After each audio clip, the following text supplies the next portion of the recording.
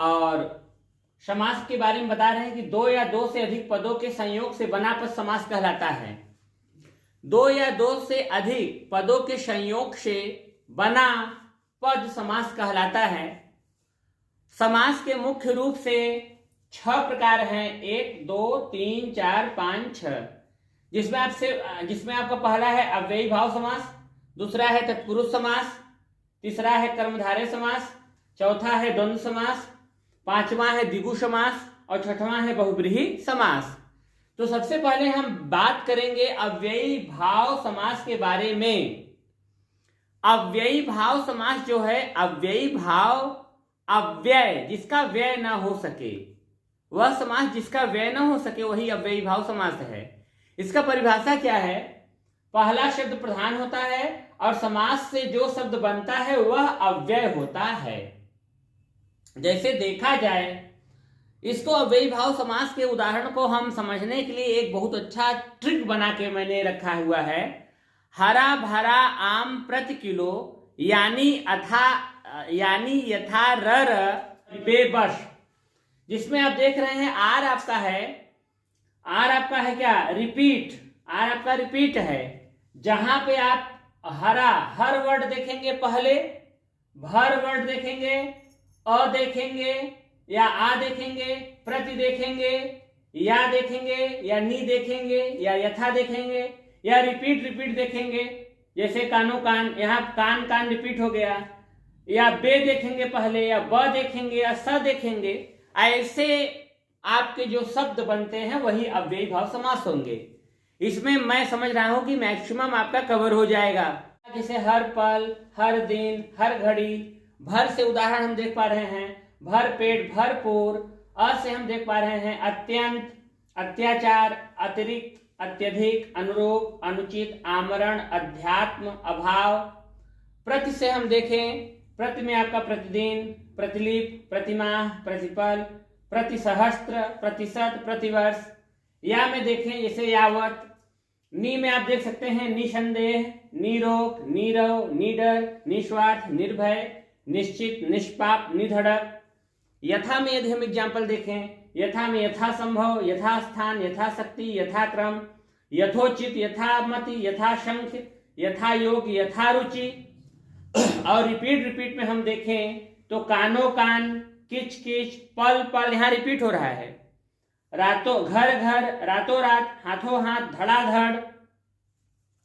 बे से हम देखें तो बेरहम, बेशक, बेकाम, बेखटके, बेमतलब। ब से देखें बाकायदा, और स से देखें सहसा। तो ऐसे जो वर्ड्स हैं वो अव्ययी भाव समास हैं। तो एक बार फिर से मैं आपको क्लियर कर दूं कि अव्ययी भाव समास में आपको उदाहरण ऐसे याद होगा, हरा भरा आम प्रति किलो यानी यथा रर बेबस। हरा भरा आम प्रति किलो यानी यथा रर बेबस। इसको अपने दिमाग में रखेंगे तो आपका सारा एग्जाम्पल। इस समास का पहला पद प्रधान होता है, अव्ययी भाव समास का पहला पद प्रधान होता है, पहले ही मैंने बताया। और क्रिया विशेषण लिंग वचन विभक्तिहीन रहता है। ये समास जो होता है वो क्रिया विशेषण लिंग वचन और विभक्तिहीन रहता है। दोनों पदों का स्वतंत्र रूप से प्रयोग नहीं होता है। दोनों पदों का स्वतंत्र रूप से इसमें प्रयोग नहीं होता है। इसके 2 उदाहरण और देख लिया जाए, उपकूल और मन ही मन। ये आपके परीक्षा में आए हुए प्रश्न है, उदाहरण। देखिए हमारा जो अगला समास है वो है तत्पुरुष समास। तत्पुरुष समास वह समास होता है जिसमें दूसरा पद प्रधान होता है, जिसे हम कहते हैं उत्तर पद जिसमें प्रधान होता है, उसी को हम बोलते हैं तत्पुरुष समास। इसका बहुत ही सरल हम एक ट्रिक बनाए हैं। इसमें सिर्फ आप अपने दिमाग में रख लीजिए का, के, की, में, से, पर। इतने से ही आपका एग्जाम्पल सॉल्व हो जाएगा। का, के, की, में, से, पर। उसके बाद हम परिभाषा पे चर्चा करेंगे। पहले हम का, के, की, में, से, पर पे जरा चर्चा करें। जैसे देखा जाए, का, के, की, में, से, पर। का से इसमें का लोप हुआ है। जो बीच में पद होता है इसमें का लोप हुआ है, मध्य पद का लोप हुआ है। जैसे राजपुत्र तो राजा का पुत्र, घर खर्च घर के खर्च, राजसभा राजा की सभा, पुरुषोत्तम पुरुषों में उत्तम, पथभ्रष्ट, पथ से भ्रष्ट, आप बीती, आप पर बीती। तो का के की में से पर, इससे आप तत्पुरुष समास को क्लियर कर सकते हैं। अब मैं देखूंगा जिस सामसिक शब्द का उत्तर पद प्रधान होता है उसे तत्पुरुष समास कहते हैं। ये मुख्य रूप से 6 प्रकार, कुछ विद्वान 7, कुछ विद्वान 9 बताते हैं, लेकिन मैं 6 ही बता रहा हूं। जैसे कर्म, करण, संप्रदान, अपादान, संबंध, अधिकरण से ही बनता है ये। कर्म में को, करण से के द्वारा, संप्रदान के लिए, अपादान जहां अलगाव हो वहां पे से, संबंध काके की, वैसे संबंध कारक पढ़ेंगे तो काके की, रारे, री, नाने, नी भी होता है, तो यहाँ पे काके की। अधिकरण में और पर। एक एग्जाम्पल मैंने यहाँ पे देखा, स्वर्गगत, स्वर्ग को गत, रेखांकित, रेखा से अंकित, हवन सामग्री, हवन के लिए सामग्री, जन्म रोगी, जन्म से रोगी, राष्ट्रपिता, राष्ट्र के पिता, धर्मवीर, धर्म में वीर। कुछ इसके और एग्जाम्पल देखा जाए, जैसे को के लिए मैंने बताया देशगत, देश को गया, स्वर्गगत, स्वर्ग को गया, यश प्राप्त, यश को प्राप्त, गगनचुंबी, गगन को छूने वाला, से के द्वारा रेखांकित, रेखा से अंकित, भयाकुल, भय से आकुल, अकाल पीड़ित, अकाल से पीड़ित, कष्ट साध्य, कष्ट से साध्य। अब देखिए यहां से आ रहा है, भूख से मरा, सुर द्वारा रचित या सुर से रचित, सुर से रचित। अब के लिए डाक गाड़ी, डाक के लिए गाड़ी, प्रयोगशाला, प्रयोग के लिए शाला, हथकड़ी, हाथ के लिए कड़ी, राह खर्च, राह के लिए खर्च, और ऋण मुक्त, ऋण से मुक्त, से आ गया, सेवा मुक्त, सेवा से मुक्त, गुणहीन, गुणों से हीन, धनहीन, धन से हीन, बुद्धिहीन, बुद्धि से हीन, गंगाचल, गंगा का आंचल, देव मूर्ति, देव की मूर्ति, मन धारा, मन की धारा, प्रश्नानुसार, प्रश्न के अनुसार, काके की में से पर, वही मैं बताया हूं वही आ रहा है। गृह प्रवेश में, गृह में प्रवेश, वन में वास, ग्राम में वास, आप पर बीती।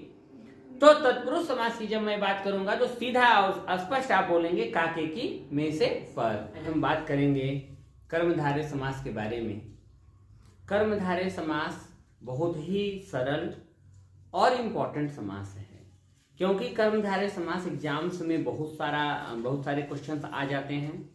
चलिए समझा जाए कि कर्मधारय समास है क्या। कर्मधारय समास में हम देख रहे हैं कि लिखा है विशेषण और विशेष, उपमान या उपमेय।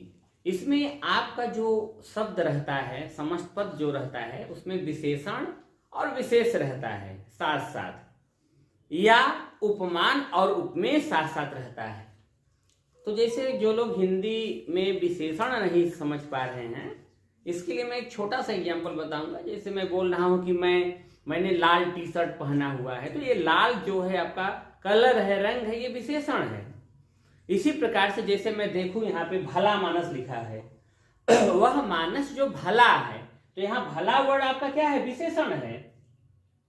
तो इस प्रकार से हम देख पा रहे हैं कि विशेषण विशेष या विशेष विशेषण हो, उपमान उपमेय हो, वहां पे इसका एक पहचानने का ट्रिक होता है कि बीच में जैसे कहीं आपको जो है जो, जैसा है, रूपी है, समान है, सदृश है, किसी आ जाता है, तो उसे हम कह देते हैं कर्मधारय समास। इसमें लिखा है परिभाषा की प्रथम पद विशेषण या उपमान, पहला पद विशेषण हो या उपमान हो, तथा द्वितीय पद विशेष या उपमेय हो, विशेष या उपमेय हो, तो उसे हम कहते हैं कर्मधारय समास। चलिए कुछ उदाहरण देखा जाए। जैसे समस्त पद में यहाँ पे मैं देख रहा हूं चरण कमल, परीक्षा में आ गया चरण कमल क्या है, तो आप सीधा कहेंगे कि यहाँ तुलना किया गया है। जैसे कमल के समान चरण, कमल के समान चरण, तो समान शब्द देखिए बीच में आ रहा है, समान शब्द बीच में दिया रहा है, तो समझ जाएंगे कि कर्मधारय समास है। कनक लता, कनक की सी लता, और कमल नयन, कमल के समान नयन, कमल नयन, कमल के समान नयन।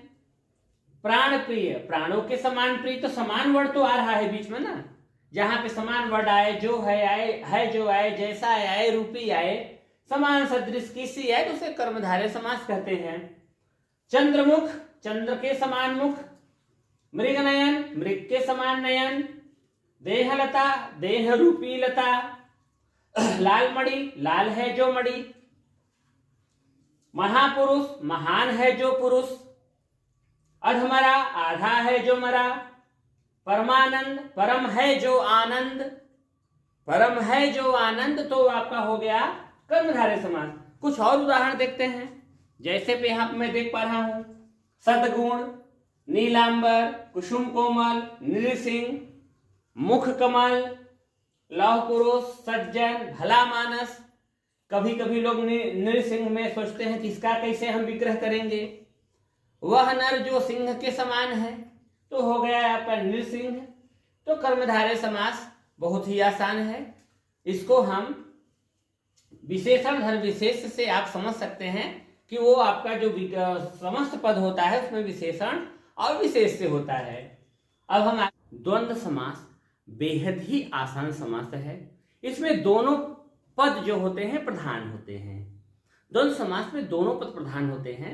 अब मैं इसमें एक चीज और देख रहा हूं कि इसमें एक लाइन होता है बीच में जिसे हाइफेन बोलते हैं, जिसे योजक चिन्ह बोलते हैं। तो हाइफेन या योजक चिन्ह के कारण ही यह समास हमारे पहचान में आ जाता है। लेकिन कभी कभी हाइफेन और योजक चिन्ह का लोप भी होता है, फिर भी हम उसे और या के सहायता से समझ सकते हैं। जैसे देखा जाए, इसमें हाइफन की मैं बात कर रहा हूं, योजक चिन्ह एक बड़ी लाइन होती है और या की सहायता से इसे हम पहचान सकते हैं। समास का वह रूप जिसमें प्रथम और द्वितीय दोनों पद प्रधान होते हैं उसे हम द्वंद्व समास कहते हैं। कुछ उदाहरण देखा जाए, उदाहरण हम देख पा रहे हैं यहाँ पे, जैसे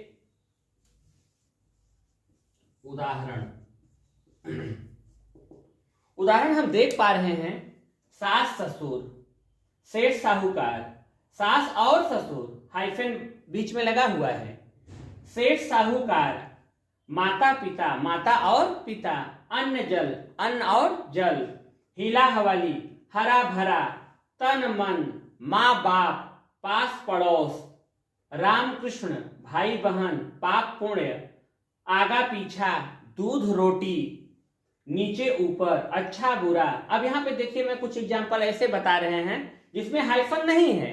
जैसे आज कल, इसे हम बोल सकते हैं आज और कल, या इसे बोल सकते हैं आज या कल। जलवायु, शुराशुर, शीतोष्ण। तो ऐसे ही हम इसको द्वंद्व समास को आसानी से समझ सकते हैं। अब हम बात करेंगे द्विगु समास और बहुब्रीहि समास के बारे में। द्विगु समास और बहुब्रीहि समास लगभग एक जैसा ही है, इसमें लोग अंतर नहीं कर पाते हैं। उसके पीछे ये है कि ज्यादा गंभीरता से जब परिभाषा पढ़ते हैं तो अंतर नहीं कर पाते हैं। इसमें मैं देख पा रहा हूं जो मैंने अपना ट्रिक बनाया कि संख्या धन कुछ बराबर आपका है द्विगु समास और संख्या धन कुछ बराबर भगवान या राक्षस, तो आपका मैक्सिमम हो जाता है बहुब्रीहि समास। चलिए विधि से देखा जाए कुछ उदाहरण को। वह समास जिसका पहला पद संख्यात्मक विशेषण होता है, संख्या जिसमें पहले हो वो द्विगु समास हो जाएगा। दोपहर, दो पहरों का समाहार। शताब्दी, 100 सालों का समूह। पंचतंत्र, 5 तंत्रों का समाहार। सब में संख्या पहले आ रहा है। सप्ताह, 7 दिनों का समूह। चौराहा, 4 राहों का समूह। तिरंगा, 3 रंगों का समूह। त्रिफल, 3 फलों का समूह। पंचकर्म, सप्तदीप, नवरत्न, त्रिभुवन, पंचवटी, चतुर्भुज, एक छत्र। पहले ही मैंने बताया कि मैक्सिमम आपके उदाहरण जो हैं वो संख्या धन कुछ बराबर भगवान या राक्षस से ही पूरे हो जाएंगे। इसका मतलब होता है कि दोनों पदों से कोई तीसरा बोध हो, कोई तीसरा बोध हो, दोनों पदों को मिलाने से किसी तीसरे का बोध हो, उसे हम बहुब्रीहि समास कहते हैं। आपके एग्जाम्स के लिए तो यही हम पर्याप्त समझ रहे हैं कि संख्या धन कुछ बराबर भगवान या राक्षस से ही हम इसको पकड़ पाएंगे। दोनों पदों के माध्यम से तीसरे का बोध होता है। कुछ उदाहरण चलिए देखा जाए। जैसे मैं देख पा रहा हूं यहाँ पे गिरधर, गिर को धारण करने वाला अर्थात कृष्ण जी जो कि भगवान हैं। नीलकंठ, शंकर जी हैं जिनका कंठ नीला है। दशानन आपके राक्षस हैं, दशानन रावण जी राक्षस हैं। त्रिनेत्र शंकर जी हैं। नीलांबर इंद्रदेव हैं। और पीताम्बर कृष्ण जी हैं, चतुरानंद ब्रह्मा जी हैं, लंबोदर गणेश जी हैं, चक्रपाणी कृष्ण जी हैं, और एकतारा, अब एकतारा तो भगवान राक्षस से अलग है, वीणापाणी सरस्वती जी हैं। मन चला मतलब चरित्रहीन व्यक्ति, तीसरे का बोध हो रहा है। मक्खी चूस, मक्खी कोई चूसता नहीं, इसका अर्थ होता है कंजूस से, तो कंजूस तीसरा अर्थ, माने तीसरा अर्थ हो गया। मक्खी धन चूस, दो पदों से तीसरे का बोध हुआ, कंजूस का बोध हो गया। संदिग्धार्थ, जो संदिग्ध अर्थ में हो, संदिग्ध अर्थ में कोई भी हो सकता है, तो आपका तीसरा बोध हुआ। और एक तारा एक तारों वाला एक यंत्र है जो कि वाद्य यंत्र है, तो तीसरे का बोध हो रहा है। आप लोगों ने वो पढ़ लिया। देखिए यहाँ पे सवाल है, दो या दो से अधिक पदों के सहयोग से बना पद क्या कहलाता है। यहाँ पद होना चाहिए, फॉल्ट हो गया। तो दो या दो से अधिक पदों के सहयोग से बना पद क्या कहलाता है। संधि, समास, संज्ञा, सर्वनाम। तो इसका जो विकल्प होगा समास सही है। समास इज राइट आंसर, समास is right answer. Second question, अब सेकंड क्वेश्चन हम देखेंगे। अव्ययी भाव समास का उदाहरण है। अव्ययी भाव समास में हम बताए थे सूत्र, हरा भरा आम प्रति किलो यानी यथा रर। इसका आंसर होगा निसंदेह, निसंदेह। नेक्स्ट लिखा हुआ है मक्खी चूस कौन सा समास है। तो दो पदों से तीसरे का बोध हो, दो पदों से तीसरे का बोध हो, दो पदों से तीसरे का बोध हो तो वही होता है, तो बहुब्रीहि समास होता है। तो इसका पहला ही विकल्प सही है, बहुब्रीहि समास। चौथा सवाल, माता पिता उदाहरण है। द्विगु समास, बहुब्रीहि समास, द्वंद्व समास, कर्मधारय समास। माता पिता, यहाँ पे मैं हाइफन देख रहा हूं, ये हाइफन चिन्ह है, योजक चिन्ह जिसे बोलते हैं।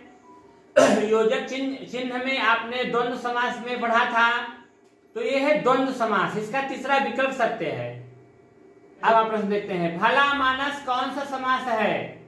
भला मानस, भला मानस ये समास जो है ये है आपका, इसमें विशेषण है भला, तो ये है कर्मधारय समास, कर्मधारय समास। नेक्स्ट, त्रिभुवन में कौन सा समास है।